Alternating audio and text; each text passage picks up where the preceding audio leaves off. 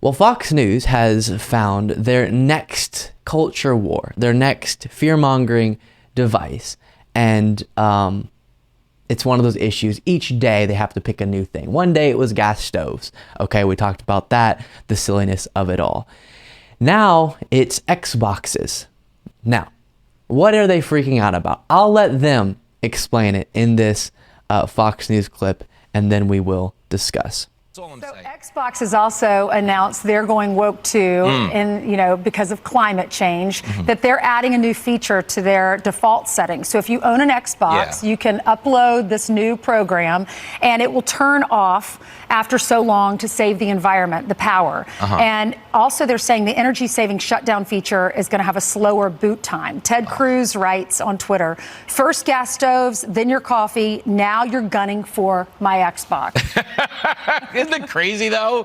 Like, when we were kids, you were a rebel if you had, like, a leather jacket and a pack of cigarettes. Now you have, like, a full-powered Xbox and you're eating pizza rolls on a gas stove. I mean, it's crazy what they're doing, but we understand what this is.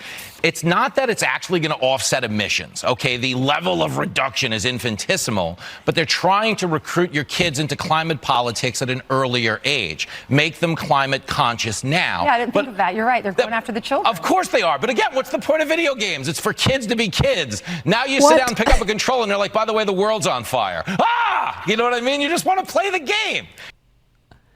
So a story about Xbox implementing a feature that if you didn't use your Xbox for long enough, it would automatically power down.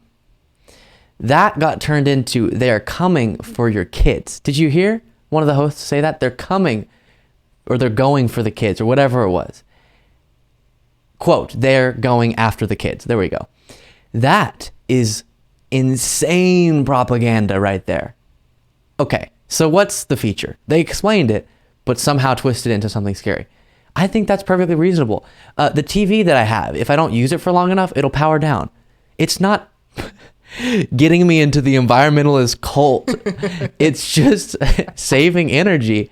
And the other wild thing that I cannot get my head around is, unless it's included in your rent, which, by proxy, you're still paying for. But most people directly, I don't know most, okay, lots of people will say, pay an electricity bill, okay? Or that's, in their rent, and so they're paying for it. We all have to pay for the electricity we use. So why, even if you hate in the environment, you just got so happy every single time the world died a little bit, then you still wouldn't mind having a few things on all your devices that save you, even if it's a little bit of energy, so that it's not running when you're not using it. How could that possibly be negative? I genuinely do not understand how you cannot, as a Fox News viewer, watch that and instantly go, okay, either two things are going on here. Either I got into kind of a satirical news channel, like we're making fun of ourselves as if we were a far-right conspiratorial propagandist network, but we're being silly. It's a joke, right? Or I came across a news network that's so obviously trying to lie to me and fearmonger about random nonsense. And then you have to ask, why? Why on a network that garners millions of views would they dedicate time to Biden's coming after your gas stove, or the horrible environmentalist cabal is coming for your child because their Xbox is going to save some energy? Because you want to distract from other things.